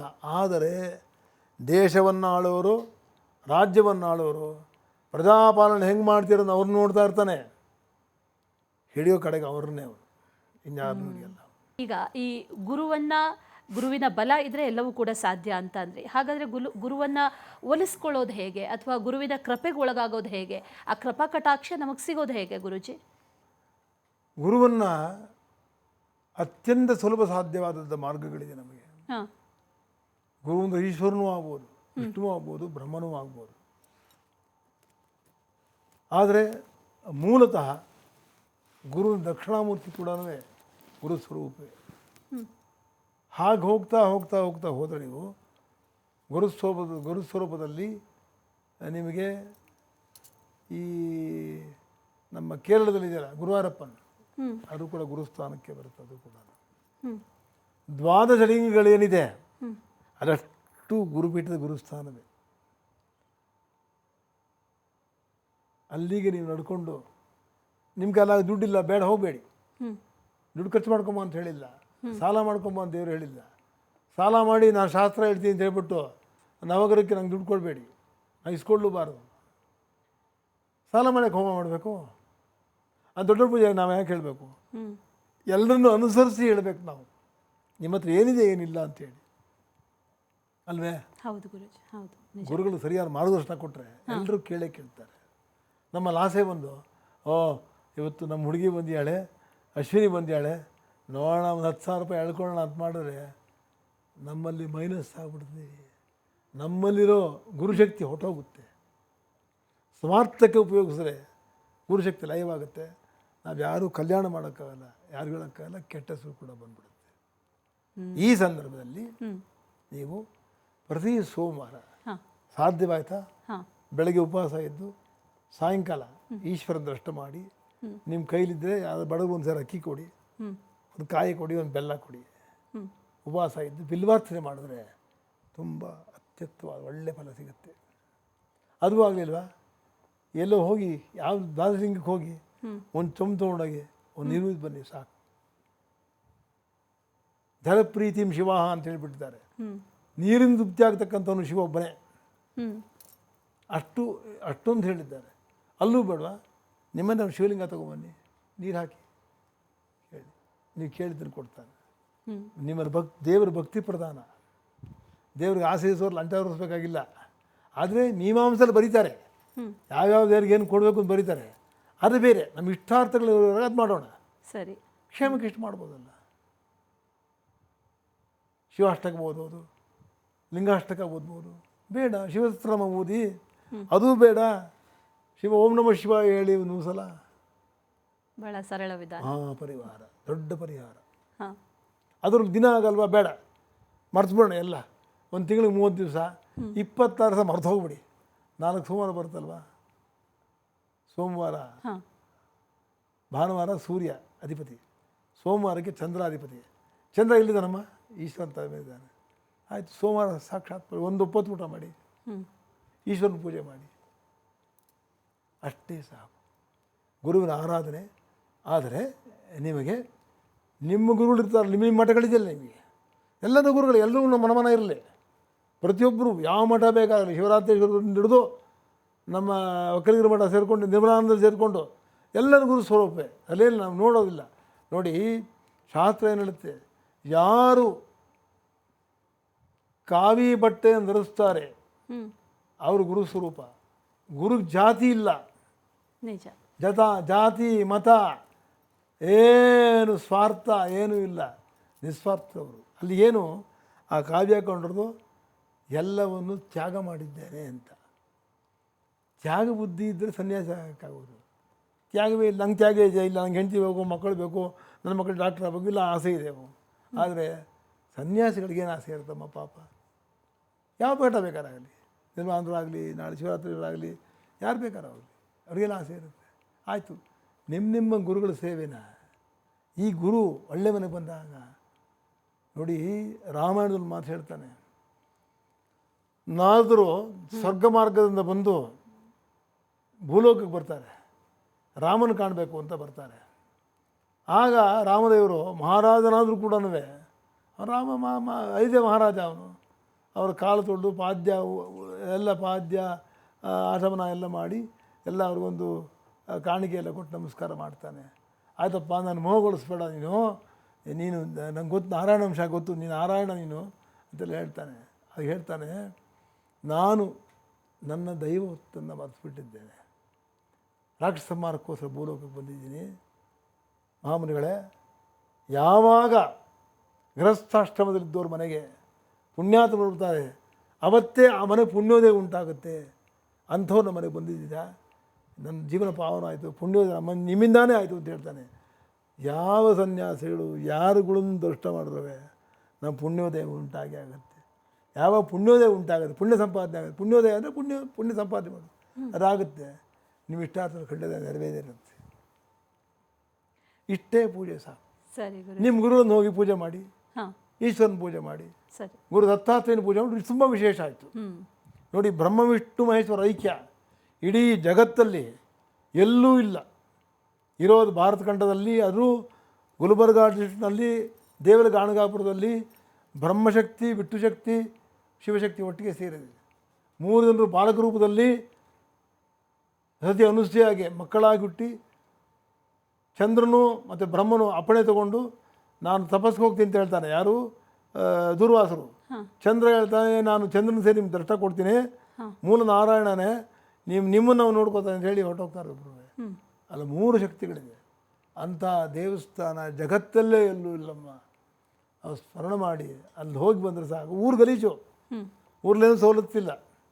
ಯಾರು ಎಷ್ಟು ಜನ ದೊಡ್ಡ ದೊಡ್ಡ ಜನ ಮಂತ್ರಿಗಳು ಬಂದರೂ ಆ ಊರ ಮೇಲೆ ಯಾರಿಗೂ ಪ್ರೇಮ ಬರಲಿಲ್ಲ. ಅದೇ ಮಹಾರಾಷ್ಟ್ರಕ್ಕೆ ಬಿಟ್ಕೊಟ್ಟಿದ್ರೆ ಎಂದೋ ಮಾಡಿಬಿಡು, ಏನೋ ಮಾಡಿಬಿಡು. ಇವತ್ತು ಇದಿದೆ ನೋಡಿ, ಯಾವುದು ಸಾಯಿಬಾಬಂದು, ಯಾವುದು ಶಿರಡಿನ ಮೀರಿ ಸಾಗೋಗ್ಬಿಡೋದು, ಯಾರೋ ಮಾಡಿಬಿಡೋರು. ಆದರೆ ನಮ್ಮಲ್ಲಿ ಇದಿಲ್ಲ, ಹೇಳ್ದಲ್ಲ, ನೀರಿಗೆ ಒದ್ದಾಡ್ತಾರೆ. ನಾನು ನೋಡಿದ್ದೀನಮ್ಮ, ಒಂದು ಕೊಡ ನೀರಿಗೆ 100 ರೂಪಾಯಿ ಕೊಡ್ತಾರೆ ಬೇಸಿಗೆಯಲ್ಲಿ. ಭೀಮಾ ಹರಿದು ಹೋಗ್ತಾ ಇದೆ, ಪ್ರವಾಹ ಬಂದಿದೆ, ನೀರು ತಡೆಗಟ್ಟಿ ನೀರು ಉಳಿಸ್ಕೊಡ್ಬೋದು, ಪ್ರಯತ್ನ ಕೈ ಹಾಕಲ್ಲ. ನಮ್ಮ ದೌರ್ಭಾಗ್ಯ ಅಷ್ಟೇ, ಇನ್ನೊಬ್ಬರೊಂದು ಉಪಯೋಗ ಇಲ್ಲ. ನಮ್ಮ ದೌರ್ಭಾಗ್ಯ ಅಷ್ಟೇ, ನಾವು ಕೇಳ್ಕೊಂಬಂದಿಲ್ಲ. ಆ ಕ್ಷೇತ್ರಕ್ಕೆ ಹೋದ್ರೂ ಕೂಡ ಸಾಕು, ಗಲೀಜಿರಲಿ, ಏನು ಬೇಕಾದ್ರೂ ಇರಲಿ, ದೇವರು ಅವನ ಮನಸ್ಸು ಮಾಡಿದ್ರೆ ಕಸದಲ್ಲಿ ಕೂಡ ಇರ್ತಾನೆ ಅಂತ ಹೇಳಿದ್ದಾರೆ, ನಾವು ಕೇಳಿದ್ದೇವೆ. ಅದರಿಂದ ಅಂಥ ಕ್ಷೇತ್ರ ಗಾಣಗಾಪುರ, ಎಲ್ಲ ಬೇಕಾದ್ರೂ ಹೋಗ್ಬೋದು. ನೀವು ಗಾಣಗಾಪುರಕ್ಕೆ ಹೋಗಿ, ನರಸೋಬವಾಡಿಗೆ ಹೋಗಿ, ಅಥವಾ ಗಿರ್ನಾರ್ಗೆ ಹೋಗಿ, ಮಾಹೂರಕ್ಕೆ ಹೋಗಿ, ಕರವೀರಕ್ಕೆ ಹೋಗಲಿ, ಇಲ್ಲ ನೀವು ಪೀಠಾಪುರಕ್ಕೆ ಹೋಗಿ, ಎಲ್ಲ ದತ್ತಪೀಠಗಳು ಎಲ್ಲಿ ಹೋದ್ರೂ ಖಂಡಿತ ಒಳ್ಳೆಯದಾಗೇ ಆಗುತ್ತೆ. ಈ ಒಂದು ವರ್ಷ, ಮುಂದಿನ ವರ್ಷವೂ ಯುಗಾದಿ ದಿವಸ ಬಂದುಬಿಡ್ತಾನೆ. ಈ ಕಟಕರ ಮತ್ತು ಮಿಥುನ ರಾಶಿಯಲ್ಲಿರುವಾಗ, ಗುರುವೇ ಸಂವತ್ಸರ ನಾಯಕನಾಗುವಾಗ ಈ ಕ್ಷೇತ್ರವೇ ಅತ್ಯಂತ ಮುಖ್ಯವಾದ್ದು. ಇಷ್ಟಾರ್ಥಗಳು ನೋಡಿ, ಸಂಸಾರಿ ಆದಮೇಲೆ ಏನು ಬೇಡ ಅವನಿಗೆ, ಅವನು ಬೇಕು ಅನ್ನೋದೇ ಜಾಸ್ತಿ. ಸಂಸಾರ ತೂಗಿಸ್ಬೇಕಲ್ಲ ಅವನು. ಹೆಂಡತಿ ಸಮಾಧಾನ ಬಿಡಬೇಕು, ಮಕ್ಕಳು ಸಮಾಧಾನ ಬಿಡಬೇಕು, ಮನೆಗೆ ಬಂದವರು ಊಟ ಹಾಕಬೇಕು, ಇನ್ನೆಲ್ಲ ಹೋಗ್ತಾನೆ, ಇನ್ಯಾರಿಗೂ ಸಹಾಯ ಮಾಡಬೇಕು. ಇಷ್ಟೆಲ್ಲ ಬೇಕಾದ್ರೆ ದೈವಕೃಪೆಯಲ್ಲಿ ಆಗುತ್ತಾ? ದೈವಕೃಪೆಯಲ್ಲಿ ಎಲ್ಲ ದೇವರು ಒಂದೊಂದು ಭಾಗ ಕೊಡ್ತಾರೆ. ಎಲ್ಲ ದೇವರಿಗೂ ಯಾರೊಂದು ನಾವು ಸೇವೆ ಮಾಡಲೇಬೇಕು. ಆದರೆ ಗುರು ದತ್ತಾತ್ರೇಯ ಮಾತ್ರ ಕೊಡೋಕ್ಕೆ ಸಿದ್ಧರಾಗಿದ್ದಾರೆ. ನಿಮ್ಮ ಭಕ್ತಿ ಒಂದೇ, ಅವರೇನು ತಗೊಳ್ಳೋಲ್ಲ. ದಾತರು, ಗುರು ದತ್ತ ಅಂದರೆ ದಾತರ ಅಂತ, ಅಂದರೆ ಕೊಡೋಕ್ಕೆ ನಿಂತಿದ್ದಾರೆ. ನಿಮ್ಮನ್ನೇನು ಕೇಳೋದೇ ಇಲ್ಲ. ಸನ್ಯಾಸಿಗಳು ಅವ್ರಿಗೇನು ಬೇಕಾಗೇ ಇಲ್ಲ ಅವರಿಗೆ. ಆದ್ದರಿಂದ ಗುರು ದತ್ತಾತ್ರೇಯನ ಗಾಣಗವ್ರು ಪ್ರಾರ್ಥನೆ ಮಾಡೋದು ಸಾಕು, ಒಳ್ಳೆಯದಾಗುತ್ತೆ. ಇದೇ ಗುರುವಂಶ ಅಂತ ಸ್ಪಷ್ಟವಾಗಿ ಯಾರು ಮುಂದೆ ಬೇಕಾದ್ರೆ ಹೇಳಬಲ್ಲೆ ನಾನು. ಸರಿ ಗುರೂಜಿ, ಗುರುವನ್ನ ಒಲಿಸ್ಕೊಳ್ಳೋದು ಹಾಗಾದ್ರೆ ಬಹಳ ಸುಲಭದ ದಾರಿಯಲ್ಲಿ ಅತ್ಯಂತ ಸುಲಭ. ಗುರುವಿನ ಬಡವನು ಬಲ ಕೂಡ ನಮಗೆ ಎಟುತ್ತಾರೆ. ಸಿಗುತ್ತೆ ಅಂತ. ಹೌದು ಗುರೂಜಿ. ಅಲ್ಲೋ ದರ್ಶನ ಮಾಡ್ಕೊಂಬರು ಸಾಕು. ಸರಿ ಗುರೂಜಿ. ನೀವು ಒಂದ್ಸತಿ ಕರೆಂಟ್ ನೋಡ್ಕೊಂಬನ್ನಿ ಹೆಂಗಿದೆ ಅಂತ.